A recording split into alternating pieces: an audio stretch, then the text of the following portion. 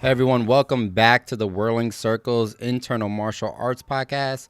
I'm your host, Shawn Garcia, joined, of course, as always, by my fellow co-hosts, Jon Molenar, Frank Allen of the Wudang PCA.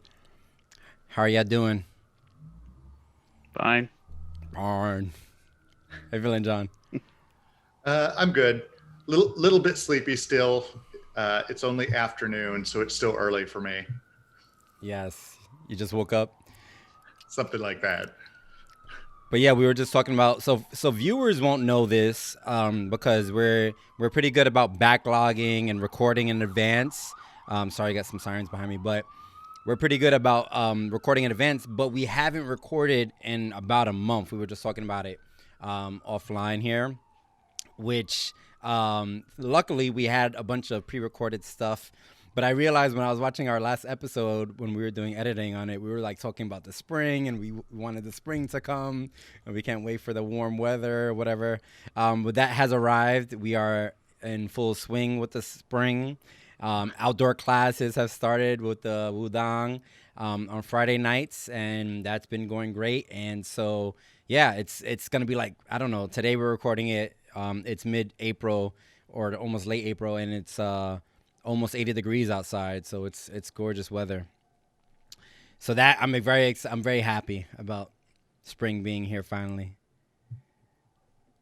And yeah, and another thing about us missing all those weeks is that we've been wanting to record this episode that we're going to be doing today, speaking on the topic of women warriors. We wanted to release it in March during Women's History Month. Of course, there's never a wrong time to release an episode on women warriors, but we wanted to get it out last month. We didn't get the chance to record because of scheduling conflicts. So we're very excited to finally get it out. Now it's in April, but again, always time to talk about women's warrior history and all that goodness. So yeah, before we get into it, just a quick reminder: if you haven't already, make sure that you subscribe and follow us on YouTube, on whatever podcast host that you're using. I was looking at our YouTube acronym, and basically like not acronym or what's it called? What's it called? Algorithm? Algorithm. YouTube algorithm, and actually like half the people who view our episodes are not subscribers. So just subscribe if you like what we're saying. Just give us that little love. Just subscribe to our channel. We've been getting a lot of new subscribers, which is awesome. But the more subscribers, the better for our algorithm, not our acronym. And yeah, and also too, drop a review on iTunes so that we can give you a shout out here on the show, but also so more people can find out about what we're doing here on the Whirling Circles podcast. So let's get into it then. Frank, you want to start us off on some discussion with women warriors? Sure. There have been a lot of women warriors throughout history. Actually, women can be more vicious than men given half a chance, and they've proven it many times. But it's the place to begin, I think, especially if you're a Westerner, with women warriors are the Amazons. The Amazons are probably the best known, first heard about women warriors in Western history. The Greeks wrote about them, the Romans wrote about them. They claim to have been touched upon in Persia and China and Egypt, and there's a lot of legends. The problem is the real deal. We're one of those cultures that didn't write anything down, so you only have things written by their enemies, the same as you did with the Celts, and primarily written by the Greeks. The same way most of the stuff written by on the Celts were by the Greeks and the Romans, and so you had their opponent's view, and you have the legends of Hercules and Achilles both defeating Amazon queens and developing part of their reputation that way. And you get the image all the time of Amazons as like looking like Greek women in Greek armor. And for a long time, they were considered to just be a Greek and Roman legend that didn't really exist until they started finding archaeological remains. And it turns out that they were an absolute reality and it really did touch on these other cultures. But what they were there were Scythian women. And the Scythians were some of the early horse warriors off of the steppes. And it stands to reason that they could have groups of women that could gather together and decide that they would just go off on their own, because Scythian culture in general didn't differentiate between men and women that much. They did the same work. They had the same laws. They trained the same as warriors. They wore the same clothes, which are these, leather riding clothes. They pretty much did everything the same. So if a group of women wanted to go off on their own, it was no problem. They're ready to take care of themselves. It wasn't one of these cultures that was based on the men taking care of the women and keeping them somewhat subservient because they couldn't take care of themselves. They did everything that the men did. And apparently there were groups of them that went off on their own and interacted with these other cultures.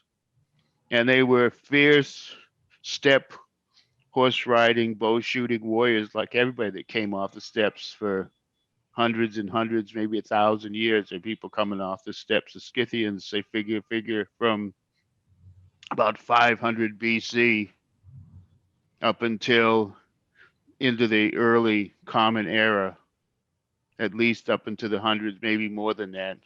You had the Scythians. And so they've proven that they really were these Amazon women. Now, of course, some of the, like I said, they didn't really look like Greek women. The legend that they all had their right breast removed because it would interfere with their bow shot and their lance throwing was absolutely a Greek invention just to make them sound scarier. Because anyone who's ever fired a bow or thrown a spear knows that a right boob would have absolutely nothing to do with it. A bowstring is drawn either to your eye or your ear, depending on what kind of bow you're using. Throwing a spear or a lance is not involved. In fact, you take away some of the muscle and remove some of it. It was absolutely just the Greeks trying to make these women sound scary and maybe non-sexy, but it was absolutely not true.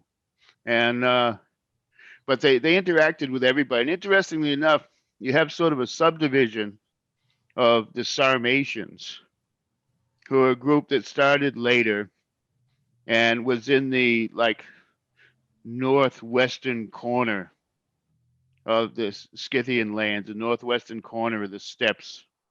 And they're noted particularly for they were the people that the Romans went and took their young men in tribute, and a lot of their cavalry was based on Sarmatian. So get the young guys in their early teens and bring them to Rome and indoctrinate them and make them loyal Romans, but they'd been riding since the time they could walk, if not earlier. So they were the best horsemen that the Romans could get. And the legend is that a group of these Scythian women warriors ran into a group that was all young men. They were riding around with no wives, and they had this battle that the women won. But not that many people were killed. And after they had lost, the men came to the women and said, well, look, you guys are really tough, and you got to admit we did okay. And you don't have any men, and we don't have any women. And if we got together, we could create this incredible tribe. And because we're better than anybody else around, and so are you. And they actually got together and went and mated. And that was the beginning of the Sarmatians, with these two groups of Scythian, a Scythian Amazon group and a Scythian young warrior group created the Sarmatians. And so I find it really interesting that they were real people, but not exactly how we have envisioned them all these years. You So no guys Wonder got any? Woman, no Wonder Woman with the forearm shields, no Diana Prince. Yeah, no, Well, I think no. I mean I was gonna say I think it's an interesting way to start the conversation about women warriors. The fact that there is not as much prevalent history, or we see more in pop culture now, definitely, of women warriors and fighters. That's nothing new. I mean, but it's definitely more prevalent now. But I think this, not only with women, but with a lot of histories, either there wasn't enough writing, or history is kind of being erased and destroyed through pillage and conquering and all this kind of stuff. Libraries being burnt, but also too, more dominant forces writing history and writing narratives that may not reflect some other opposing sides. I mean, we all kind of know women warriors in our families, and there's no question that there's been women warriors since the dawn of time. And there's many studies of indigenous cultures throughout the world that show, there's this whole kind of misconception that in hunter and gatherer society, that if women are more of the gatherers and men more of the hunters, because of some strength dynamic or skill with hunting dynamic, when we're really just talking about, a childbearing mother might be the one that is staying close to her home, while other forces, younger forces, more male forces, may be doing more hunting. But even that we've seen in a lot of anthropological studies not being the case. So I think it's a great way to start the conversation, that there is kind of a lot of these misconceptions or misleading, and and it still permeates today. We see still some of these narratives coming out in pop culture, and kind of not showing enough of the equal kind of weight that male and female forces have carried throughout history. John, did you have anything on thoughts on that, on kind of like the history and backstory of it all? Well, certainly I mean, in ancient history, that's as Frank mentioned, the Amazons have to be probably the most famous female warriors in history. And I grew up thinking it was just legendary stuff. I didn't know that actually the anthropological or archaeological rather work on that shows that there actually was a group. I think that it's, I mean, the fact that in the modern world there are groups, certainly various militaries in the world have women that go into combat. So for whatever reason, particularly in like sort of the Mediterranean and North Africa area, right? Because like the Israelis have women in combat, the Iranians have women commandos, and I think that Muammar Gaddafi had like a group of elite women warriors that were maybe his bodyguards or something. Bodyguards. So it's kind of interesting that at least in the modern era, that seems to be something that continues on in that region. But and this distinction between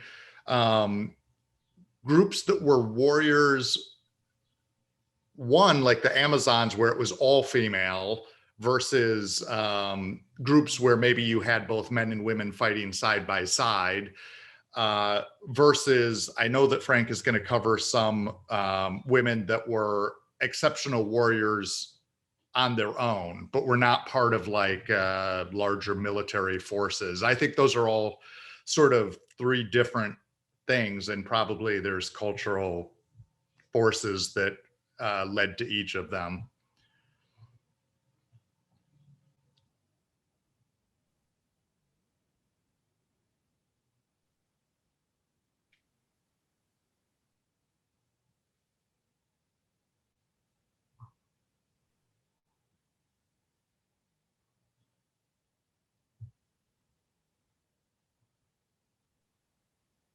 Sure. I'd also like to say I was trying to stick with women warriors as opposed to sport fighters this time. There is a major difference. Not that there aren't, we could talk about, do another whole show on women sport fighters. They go way back also, but it's a different thing. Next, I'd like to say a little bit about one of my favorites, who is Skaya, who knows, she was from what is now Scotland, but it wasn't Scotland until the 700s. It was picked land, and who knows what it was back in the ancient times when she was around. But she's the woman that the Isle of Skye is named for. And she actually appears in the old Irish legends that Skye had what was basically a martial arts academy on the Isle of Skye. And all of the great Irish superhero warriors that come up in all their legends, most of them were sent to train when they were young men or teenagers on the island with Skaya. And she had this vicious training program. If you got through it, you would not only be a graduate of the training program, but as your graduation, you would get some kind of supernatural weapon that was presented to you at the end of it. And of course, the most famous story is the Hound of the Smith, who I've always called Cahulan, but one of our Irish Zoom students just corrected me on that, and I have no idea what it is in Gaelic. I couldn't even come close, so we'll stick to Cahulan at the moment. Um, who was, the one of the more famous, a great legend of Cahulan. We can do a whole story on him, but as a young man, he was sent to train on the Isle of Skye. And as I said, the training was like full blast and vicious. And part of it was on the other side of the island was another woman martial arts warrior who trained her own group. And the idea was you couldn't train for warfare without having little wars. So they were there specifically to be set up to compete against each other in actual warfare. Some legends say that this other woman was Skya's sister. Some legends say that she was Skya's daughter. They were connected. They were there to serve a purpose. And at one point, Cahulan actually gets captured by the other group. And while he's there, he and the other woman sort of like each other. And the next thing you know, before he leaves, has a child with him, and he has a son born. And it's because the Irish love tragic legends, and part of it is, before he leaves, he puts a geist. They had the Irish geist, something that somebody put on you that you had to do no matter what. I mean, the whole Fergus McRoy could not turn down a drink ruined his life. Well, he told the child that he was never supposed to tell his true name to anyone. And this leads down to years and years later when he's grown up. He goes to Ireland to find his father, but his father meets him on the beach and is a strange warrior kid. And he asks him his name and he won't tell him. So Cahulan kills him. Uh, and later discovers that it was his son who couldn't tell him because he put this guy's on that he couldn't give his real name. Typical Irish tragic legend as they love them. But Skaya, the great woman trainer of the Isle of Skye. And when Cahulan graduated, he got his famous spear, um, which I've always said is the gay bulga, but again, Celtic, I'm sure it's not that at all, or even vaguely, but it was a spear that you couldn't miss. It would go around corners to get the person he threw it at. It was a magical spear that couldn't miss, was his weapon that Skaya gave him. And I know one of my high points of my martial arts career was going to the Isle of Skye and doing bagua on the black beach of Skye, so that I had done some training on the island of Skye. Frank, the Celtic mythology is well, actually, a lot of the Northern European mythology is full of women warriors, isn't it? Like, I mean, Maeve was also like a warrior queen who didn't she also fight in some of in the story, certainly in chariots at least, right? Oh yes, Maeve and the warriors of Connacht were the major antagonists of Cahulan and the Red Branch warriors of Ulster. Right. I figured there's enough women. We'll do this again sometime. And I'm planning on having Maeve be one of the major people next time we do it. Skye this time, Maeve next time. But in general, the northern people were much more liberal with their women and had more women warriors and more strong women doing things than the Mediterranean people. It's like the Celts, the Germans, the Scandinavians. They all had a tradition of warrior women and women leaders, whereas the Mediterranean people, the Greeks, the Romans, et cetera, did not. And yes, a lot of that's from the northern culture. I wonder if that has anything to do with agriculture and how well developed agriculture is in a region, because like the Scythians were nomads. The Northern Europeans probably had, I mean, they had agriculture, but it probably was not as developed. And, if there's any of that, I don't know. I'm just throwing it out there. Those groups seem to be a little more on the harsher climates and different living conditions.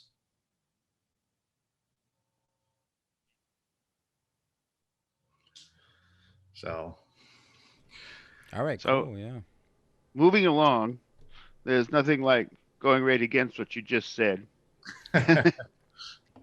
And moving along, Actually, we have a Greek warrior woman, Artemisia. The thing with Artemisia was she was a Greek warrior woman, in particular an admiral, but she actually fought against the Greeks. She was a queen and military leader from one of the city states in Anatolia along the edges of what's now uh, the Turkish peninsula. mm, And of course, if you know the story of the Persian Turkish wars, they all started with the majority of these Greek city states refusing Persian rule when the Persian Empire pushed itself all the way through Anatolia. And they started rebellions against the Persians. And then when they were losing, they went to Athens for help, and Athens came over and drove the Persians out for a while. And that created the whole great Persian invasions of Greece. But Artemisia's city was one of the ones that stayed loyal to the Persians through the whole thing. Became part of the Persian Empire. They stayed part of the Persian Empire. And as I said, she was primarily an admiral.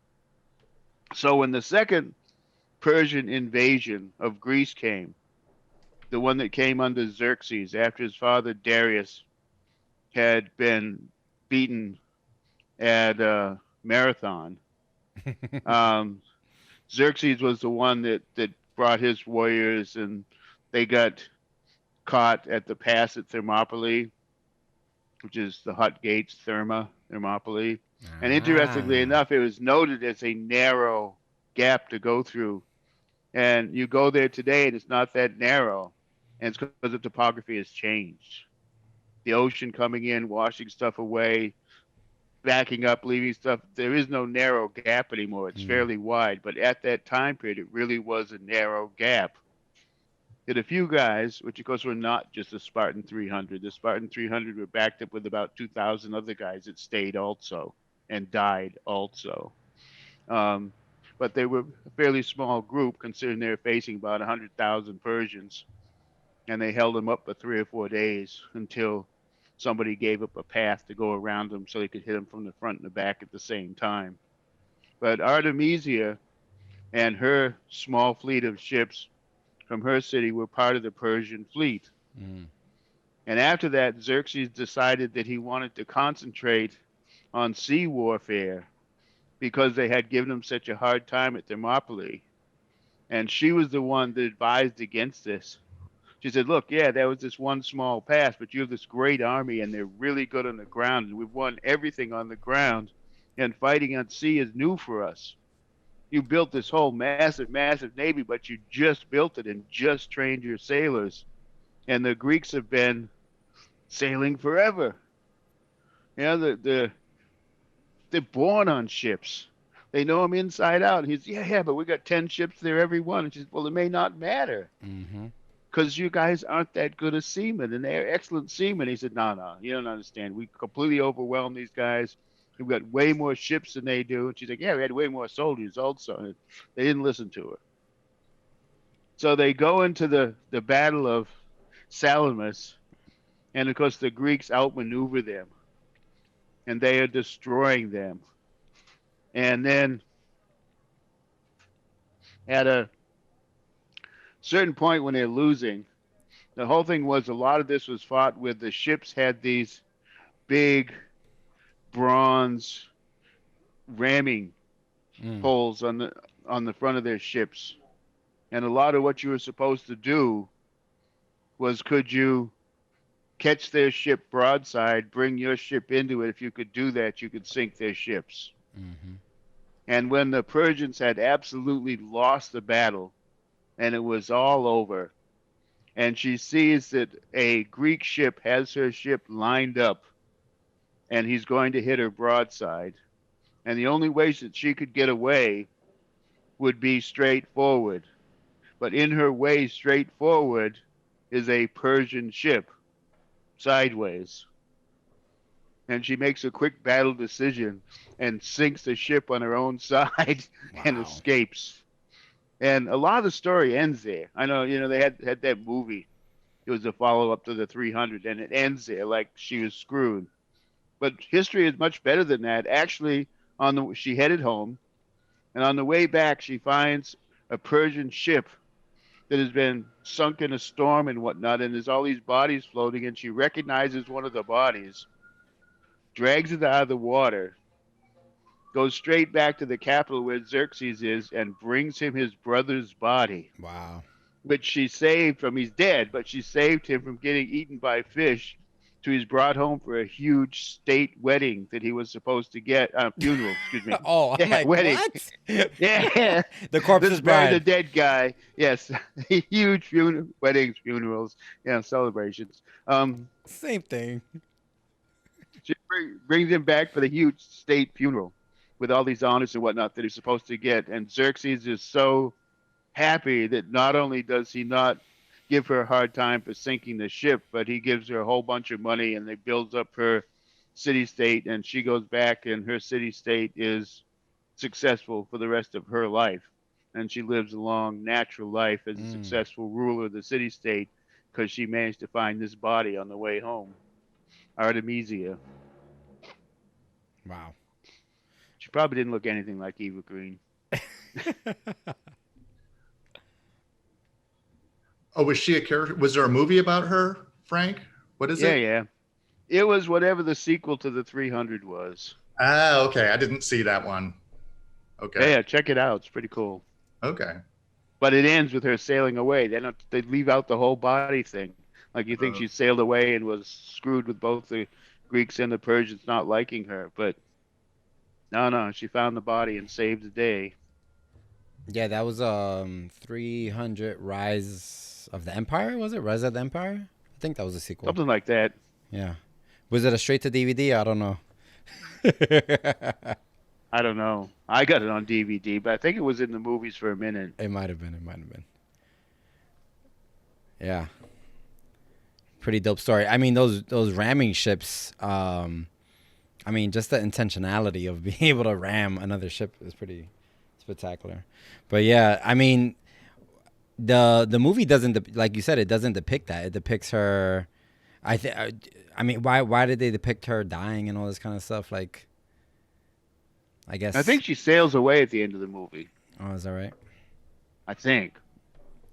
See, but sails away to obscurity. They don't. Right. Tell you that she actually saved the day by finding the body. Right, and then led a city-state. Yeah, well, she was leading the city-state to start with, but her city-state probably would have been, if they had left it without her finding the body, the Persians probably would have showed up and flattened her city-state. Instead, they got funds to build it up and have a really, decent city-state going for the rest of her life. It's awesome. And then you can't do a woman warrior show without doing Boudica.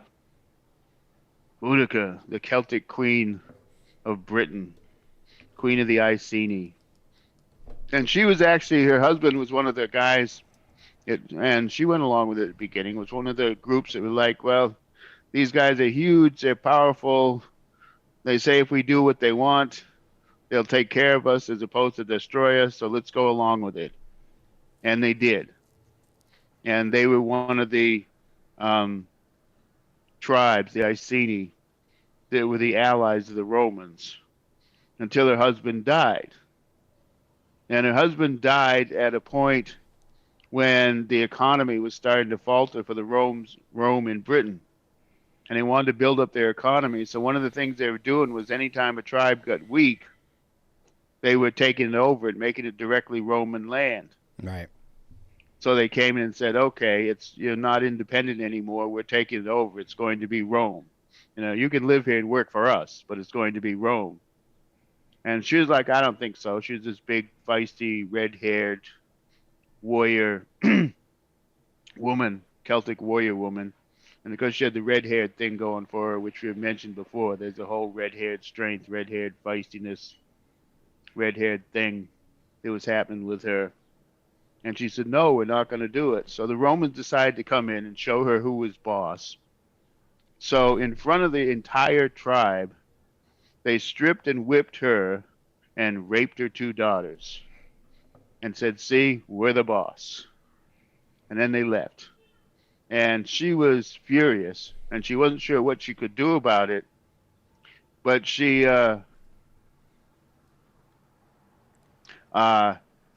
waited until the Roman army was busy. The entire Ninth Legion had gone to Mona because they were under orders to get rid of the Druids.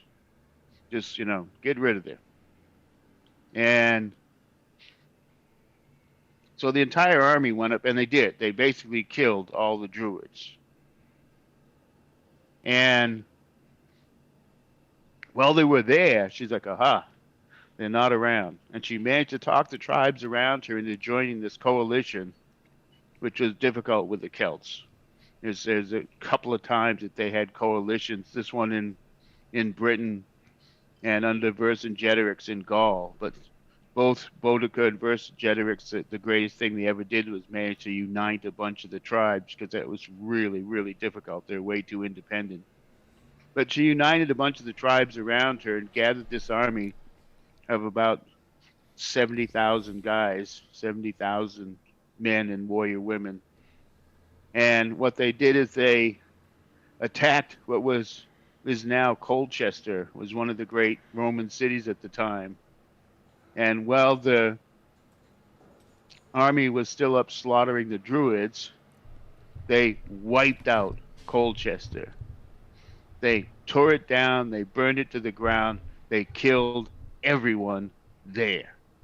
50, 60,000 people, they killed them. One of these things of don't anger Celtic women because you never know what's going to happen. And then the Ninth Legion marches back from Mona, and they're going to straighten them out because here we are and whatnot. By then, due to the fame of having destroyed Colchester, they've gathered even more warriors, and they actually defeat the Ninth Legion and kill most of them. And then they head for London, which is Londinium then, another great Roman city. Now, they didn't get to kill as many people there because by this time the Roman citizens knew what was going on. And most of them had run away from London and gone wherever they could where they weren't London. But they showed up and killed everyone who was still there. Absolutely everyone. And the leader of the Ninth Legion had managed to survive. And what he did was he brought in crack troops from Gaul, which is now France. And they were well trained and had been active and were better than the Ninth Legion had been. And they came in. And Boudicca's people are getting overconfident by now. In fact, when they have the battle, all the wives and children and non-combatants are all lined up to watch him win again. And this legions from Gaul defeated them, drove them back, killed a lot of them, completely destroyed them. They would have captured Boudicca, and God knows what they would have done to her, but she committed suicide so that wouldn't happen.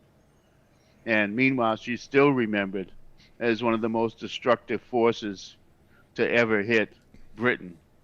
Was Boudicca, and the big story of, do not anger Celtic women. Right, and I remember reading about her, and also part of that defeat was there was a strategic kind of like clearing of their wasn't it the Romans cleared their like rations to kind of starve out Boudicca's forces. Like there was like they basically didn't have access to food in that final battle. They were like really starved and hungry, and then it kind of made them weaker. But it was a massive slaughter. When I read, it was like they had done all these great victories, and then in that final battle, it was like 4/5 of their army was wiped out. Yeah, well, that's the way it was. I mean, like I said, they killed everybody in Colchester. Yeah. Not just the soldiers, not just the men, everybody. The only people who were better at killing everybody was Genghis Khan, because he also killed the pets. But they killed all the people, men, women, children. And when they took out the Ninth Legion, they killed everybody they could get their hands on. And like I said, most of the people had abandoned London, but everybody they could get in London, men, women, children, they killed all of them. So the fact that most of them got killed was kind of, that's just the way it was done. Mm-hmm. Yep. But still, pretty badass that she kind of led those armies. Yes, Yep. yes. It's mostly if they hadn't gotten overconfident that Right. they probably would have done better. But also the fact that they brought in crack troops in more than one legion from Gaul was the other thing too. They had more Roman soldiers and they had more experienced Roman soldiers coming from Gaul than the Ninth Legion had been. And I Ninth mean, Legion had yeah. Ninth Legion had basically been controlling Britain, putting down a few uprisings here and there and killing off a bunch of priests on Mona, whereas the troops from Gaul had been fighting major battles with the Gaulish and the because the border was the Germans, and so they were more battle hardened, battle ready, battle experienced Right. troops. Right. And I don't know much about the Roman occupation of Britain, but was there a lot of uh, women and children and families that had settled during the occupation? Some, but mostly they were there for 400 years. So what Right. happened was the British, which in the area that is now um, England, were quite Romanized Britons. Right. By the time they left, they had, this was in like 40 AD or something like that. They didn't leave till around 400 and something AD. So by that time, the British people themselves had become Romanized. In Mm. fact, sometimes they're referred to as Romano Britons. Mm.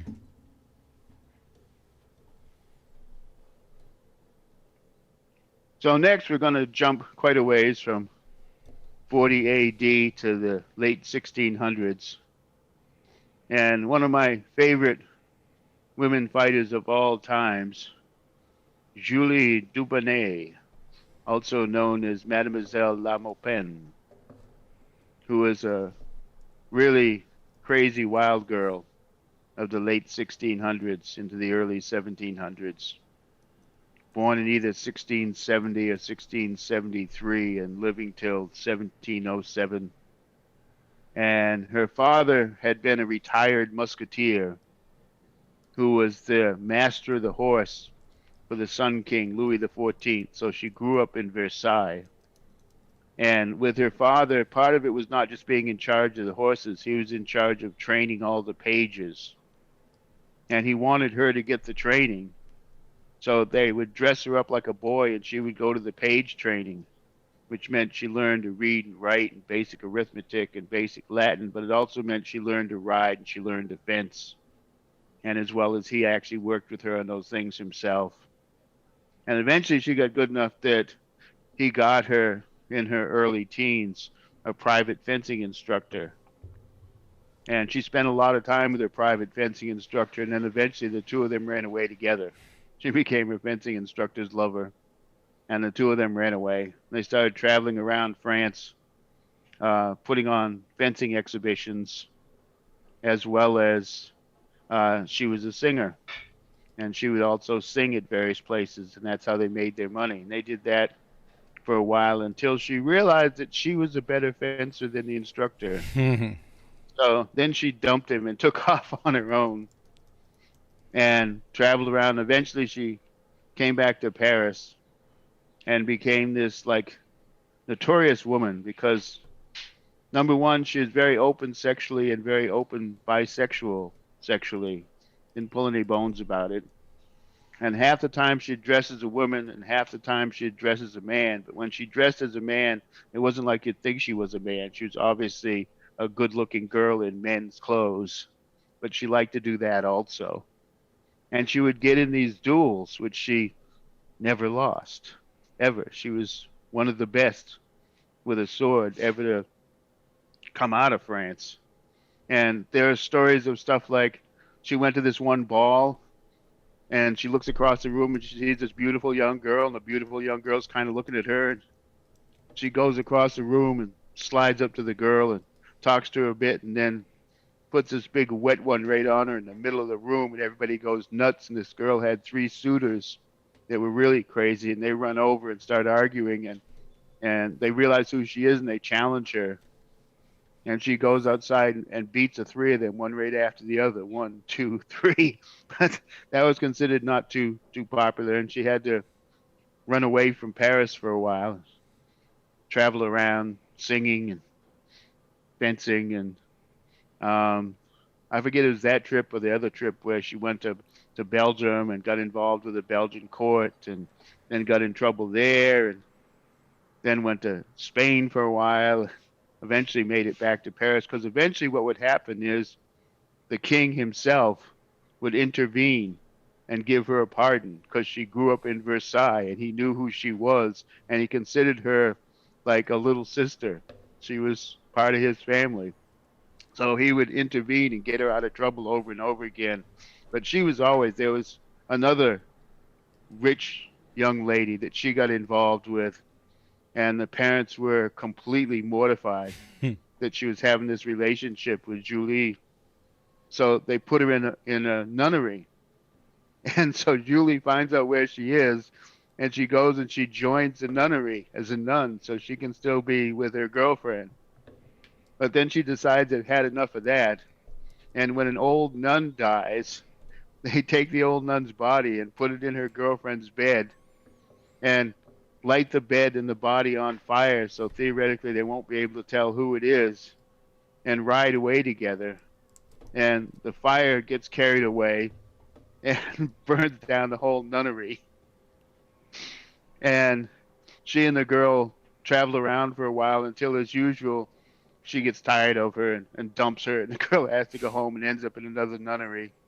And she's still hiding out until the Sun King intervenes again, and she gets to go back to Paris. By this time, her singing reputation is building up, and this time in Paris, she actually joins the Paris Opera.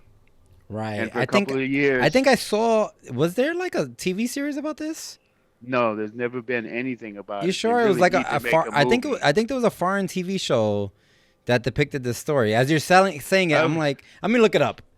I'm like, this sounds so familiar. I've never heard of it.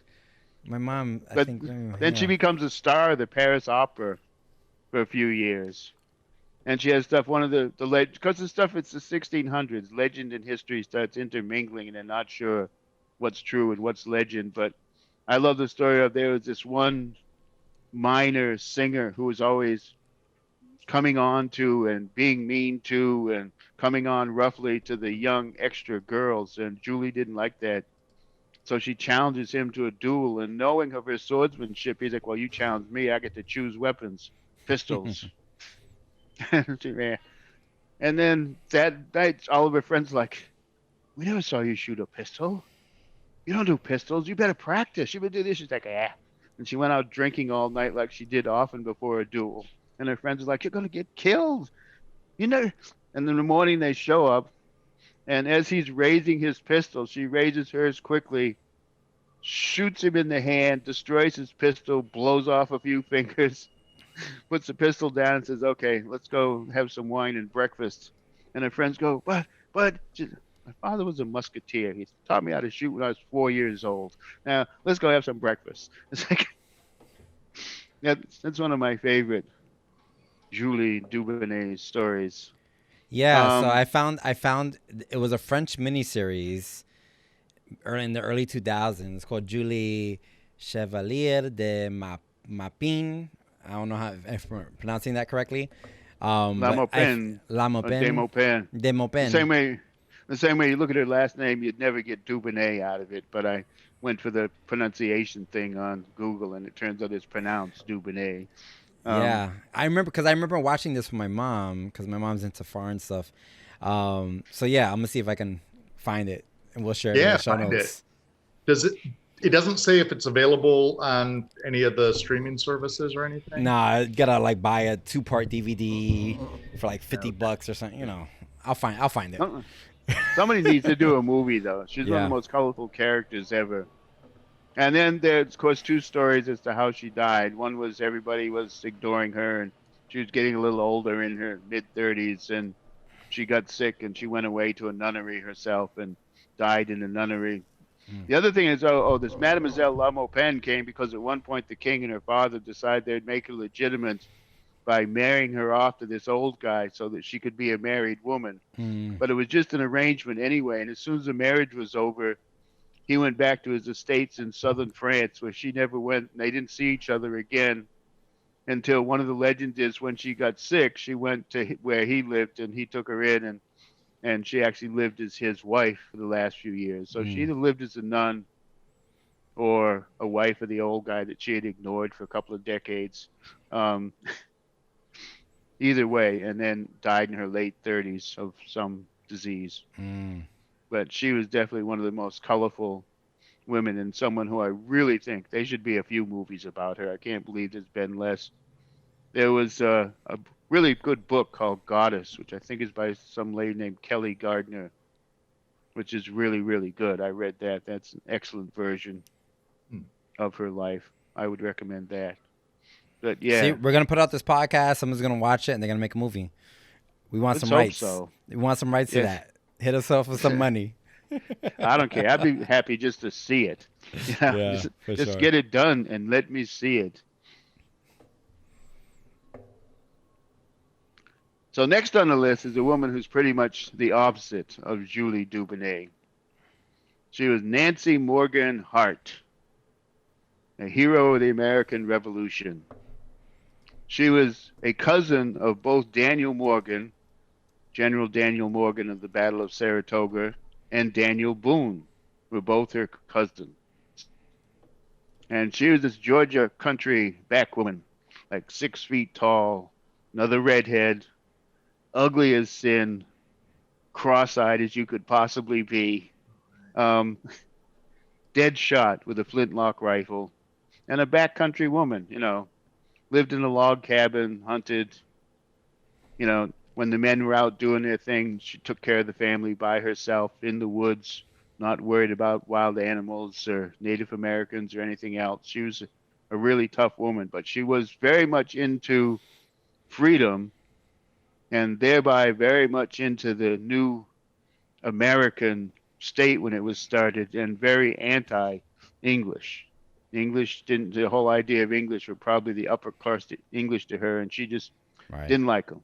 Didn't like them at all. And there's this famous story of 6 Tories, some say Tories, some say redcoats, appearing at her cabin and marching in there with their weapons and announcing that they know that she's an American loyalist and they don't care.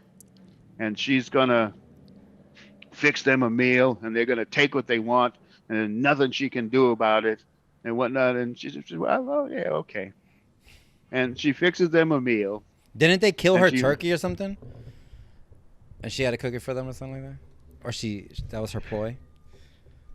When I was looking her up, it was like they came and they killed her last turkey.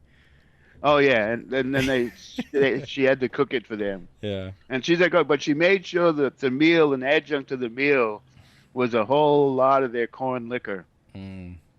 And when they started getting blasted on the corn liquor, her little daughter snuck around and took all their rifles. And she and the daughter pulled some of the mud out between the chinks in the logs and pushed 4 of the rifles out.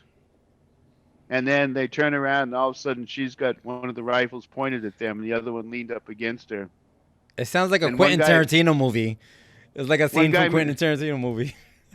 One guy makes a move, she shoots him dead. Oh. And another guy makes a move, she shoots him dead. By then, her little daughter has already run in with another one of the rifles and hands it to her. And she points it at them. And they're like, well, there's 4 of us and one of her. We could rush them, but she's going to get one of us. Who's she aiming at? And they're drunk and they got totally confused because they couldn't figure out who she was aiming at because she was so cross-eyed. And you couldn't tell where she was looking because she was cross-eyed. But they knew she was a dead shot. And everybody was afraid it was them that she was aiming at. So they sat there until the men came back. And the men were like, oh, that's good, Nancy. You got them. What should we do with them? She said, let's hang them. So they took the living ones out and they hung them. Yep. And then she went on to become a full hero of the revolution by the way she became a spy for the Revolutionary Army, and that she would go into all the English camps and bring vegetables and meat and garden goods and sell them to them. And while she was there, she'd check out their weapons, she'd check out their positions if possible, she'd get hold, look through their plans, and she'd come back and tell the revolutionaries everything that she had learned while she was in there selling them vegetables, and became one of the major spies for the revolution. And they knew the spying thing was real, but the story of her in the log cabin they thought was just a legend until somewhere in the 1900s they were digging up some land on her property, and they found the bodies with the broken necks from when they had hung them, and Mm. they realized that that was an absolutely true story also. And interesting follow up on that is that she's the only woman to ever have a county named after her in Georgia. That's right. Yeah. There's a Hart County, Georgia, which was named for Nancy Morgan Hart, hero of the Revolution. Yeah. So there was a Cross-eyed Nancy. county, there's a lake, and a highway all named after her in Georgia. Yep, That's pretty yep. cool. She's But that definitely seemed like a Quentin Tarantino scene with her cooking the turkey, and then the kids getting the guns. It would be good. Yep, that's another one. All these women would make good movies, so if they haven't done it already, and including our next woman, one of my favorites, uh, Zheng Xie, the Pirate Queen of Southern China, was again amazed nobody's ever made a movie of her. She was the most successful pirate in history, bar none. Of all the pirates of history, she was the most successful. And she started out as a peasant girl whose father sold her to slavers when he needed some more money for his gambling debts or whatever, and he up and sold her to slavers. And the slavers took her to the coast and sold her to this floating brothel. They were called flower boats. And they were a lot of the boat people that lived on boats their whole lives. Well, they had these famous brothels that were the flower boats. And it's like they had the sunflowers and the moonflowers, which are the sunflowers were in the lower decks, and they were the ones that made it with the customers that came during the day, who were the lower level customers. And then the moonflowers on the upper decks were the ones that made it with the guys that came in the evening and at night, who were the upper level customers. And she immediately got to be a moonflower, even though she had the big peasant feet. Except for her big peasant feet, she was a really, really good looking woman and really skilled at whatever she decided to get skilled at. So she became a skilled prostitute also, and then worked her way into becoming the madam's assistant. Mm.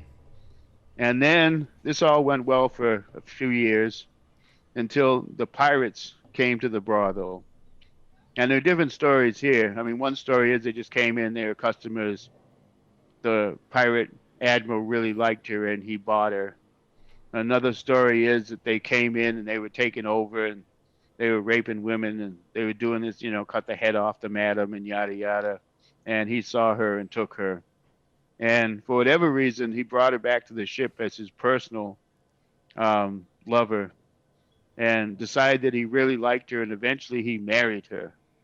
And the pirates rarely got married, and they, like everybody in China, had more than one wife, but not necessarily if you were a pirate, because it was hard to keep them all on the ship. Some of them had two, maybe three, but not a whole bunch. Talk about love triangles on the fucking ship. Oh man. And he had just this one, who was her.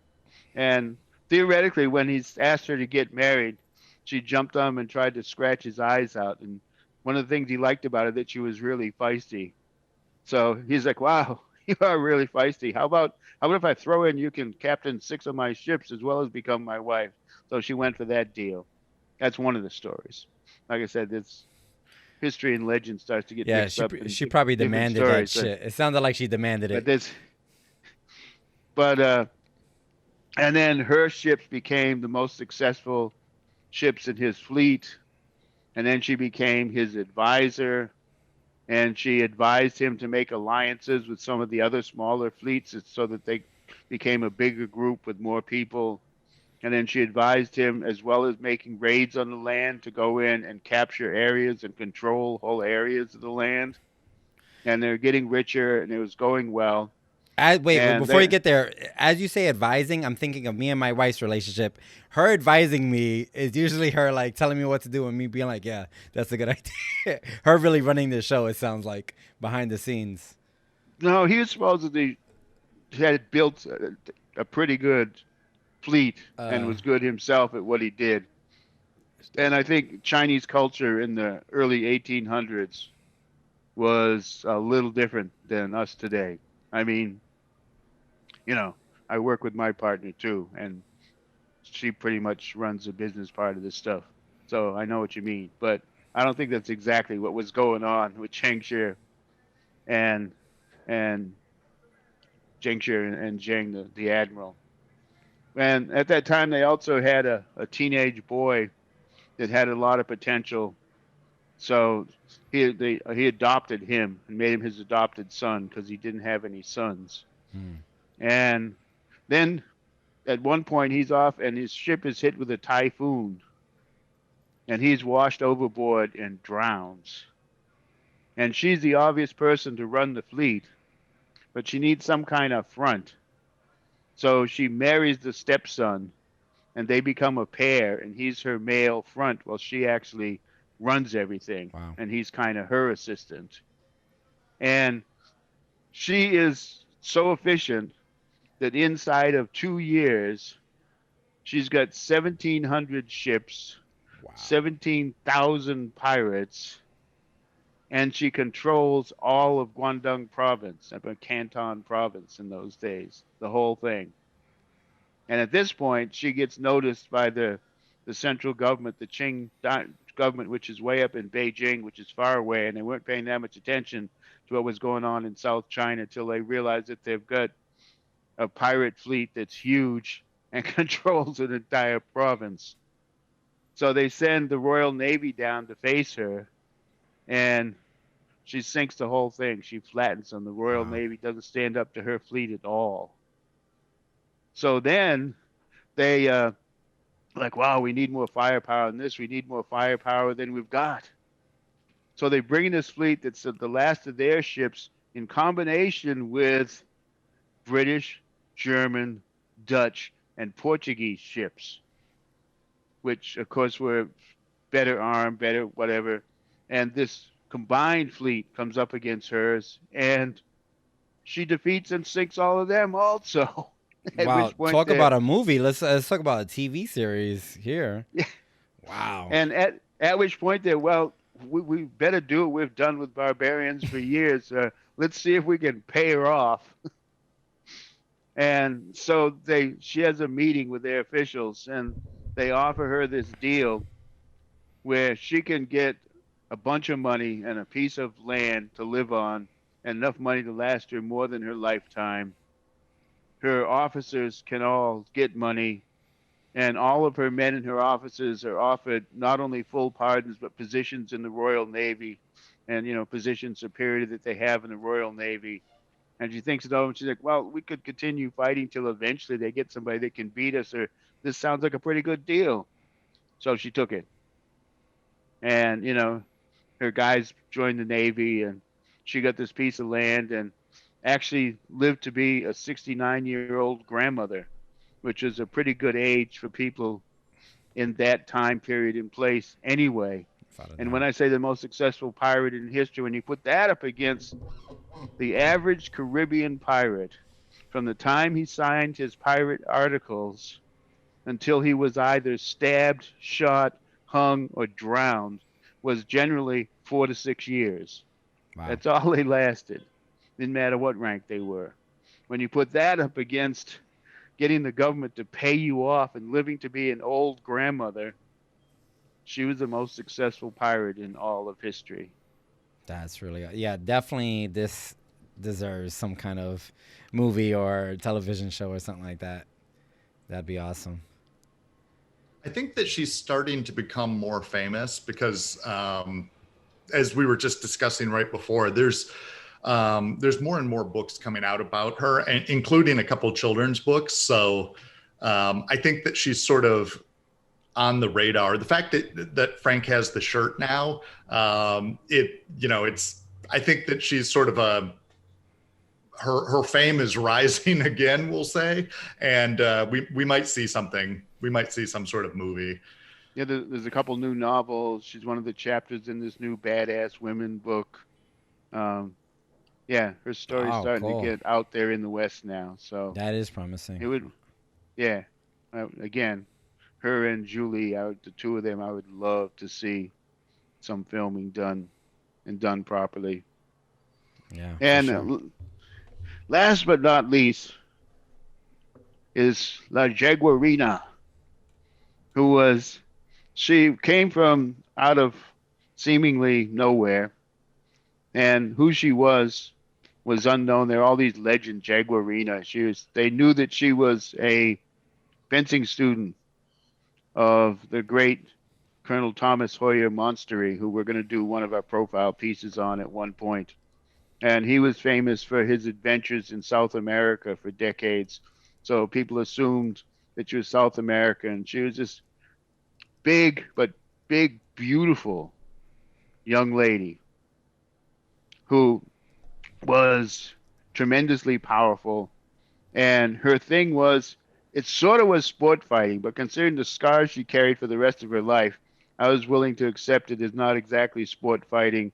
She was a fencer who didn't do, padded point fencing. And in fact, her forte was what they called equestrian fencing, where it's sword fighting on horseback, and as well as regular sword fighting. And she had been an actress for a short time, and then she got into this fencing thing. And in New York, at one point, she split a pair of equestrian matches, won one, lost one, against this army officer, or an officer. I don't know if he was, but he was called himself a colonel. And the fact that she split them got her some kind of fame. And she was winning all the time, other than that.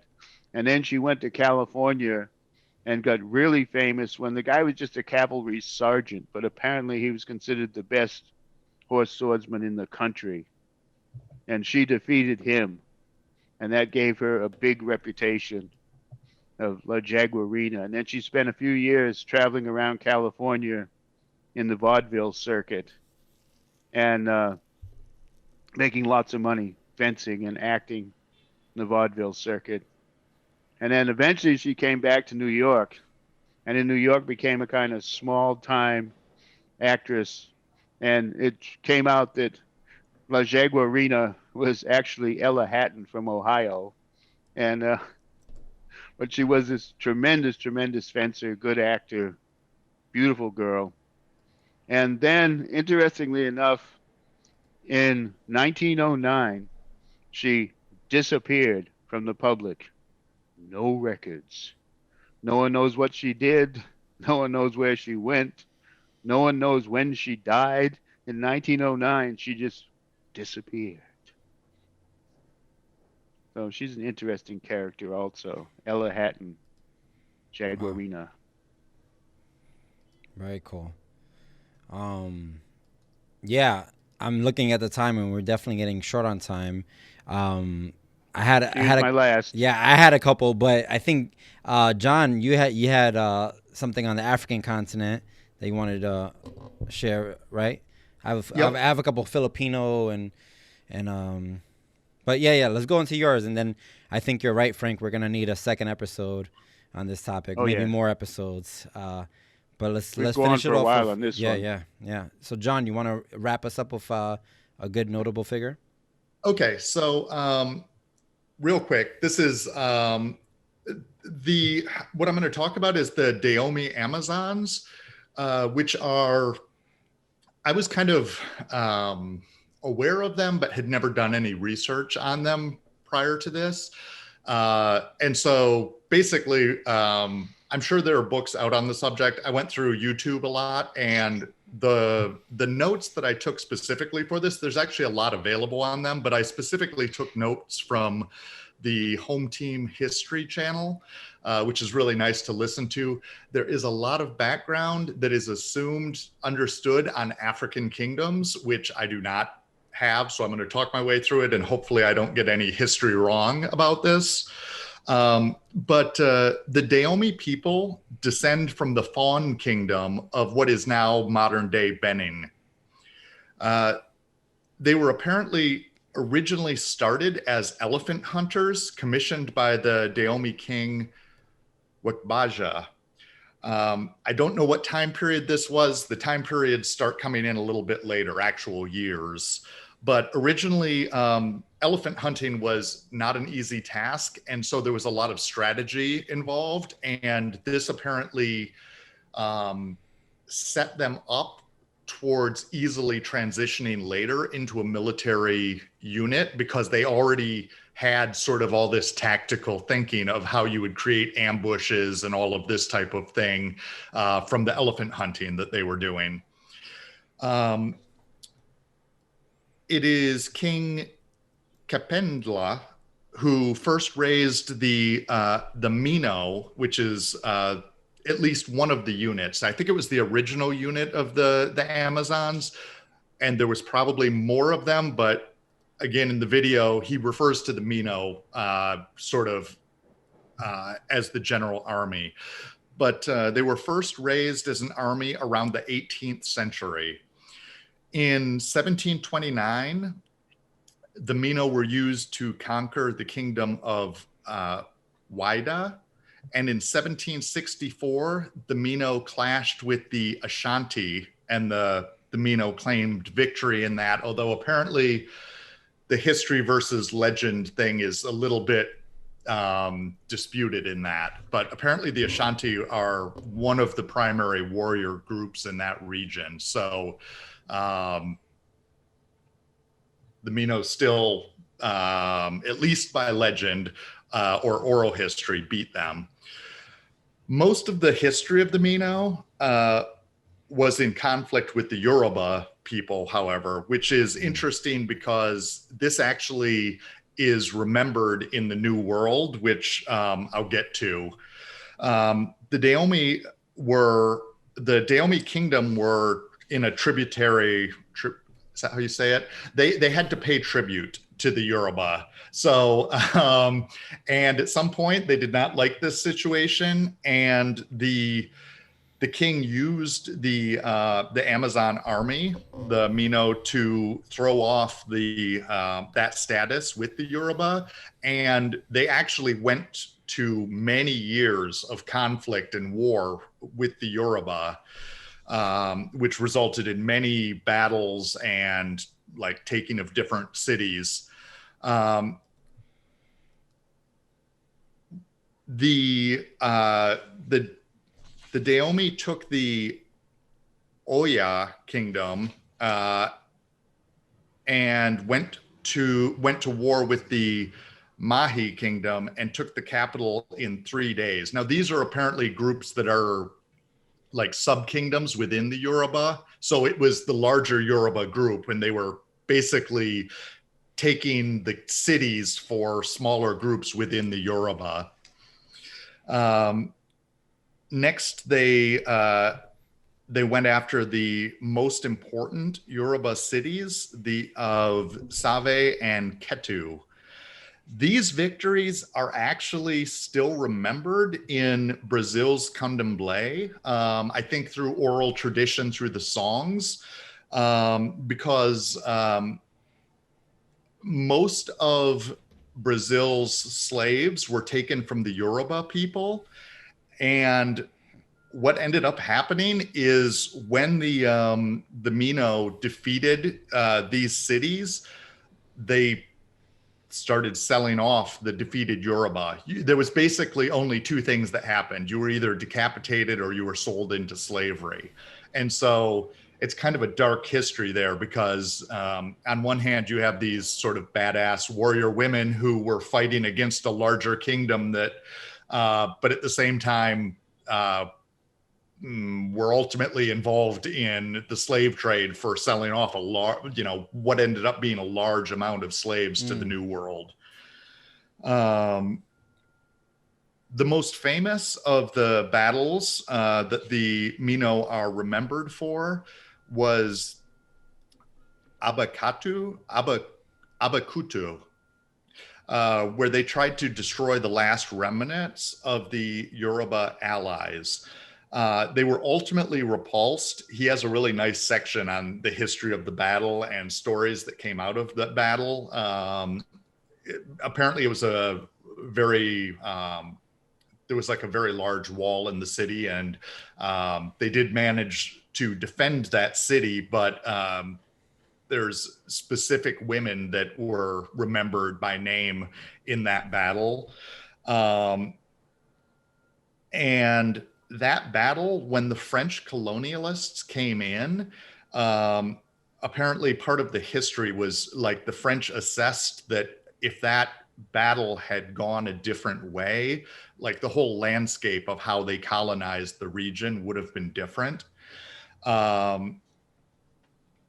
And he actually starts off, he didn't spend a lot of time on this, but the French colonialists had there's a lot of history written down about these women warriors and how they were extremely ferocious and audacious fighters against the French. So there was actually a lot of respect given to them by the colonialists when they came in. So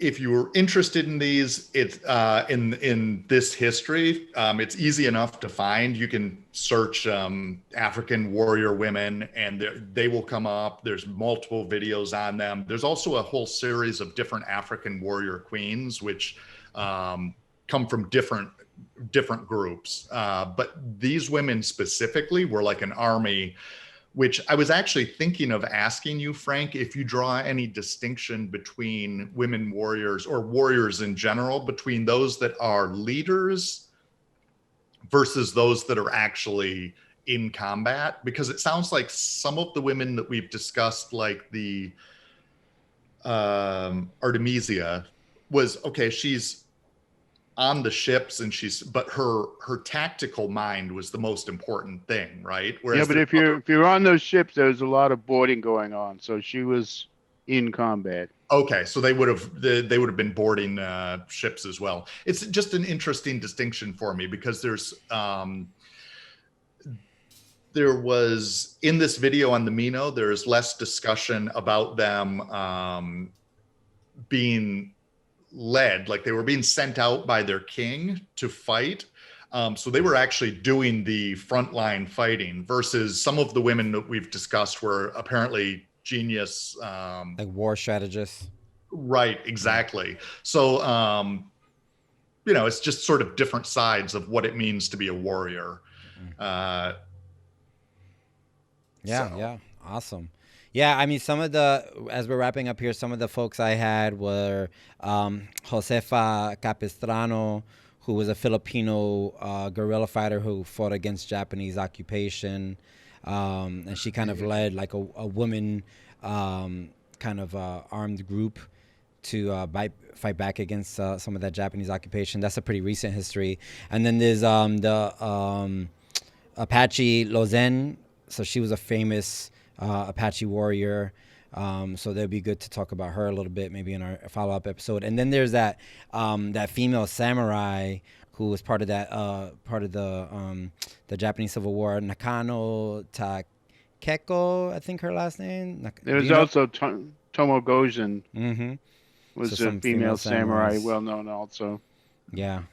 So yeah, I mean, we could go on and on and on, and I'm glad we take the time to do so. I think it says a lot about our organization. There's a lot of male dominance in the martial arts community, so I think it's it's important that we have these conversations.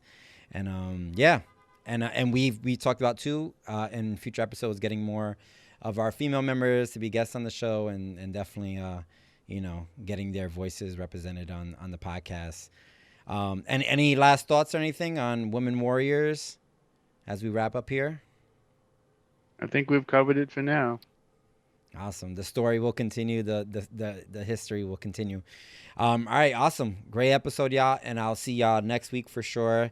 Glad that we got this one in the books. And if you have any other female women warriors that you'd like us to discuss in the future, you could definitely drop it in the comment section. And let's just keep sharing their stories.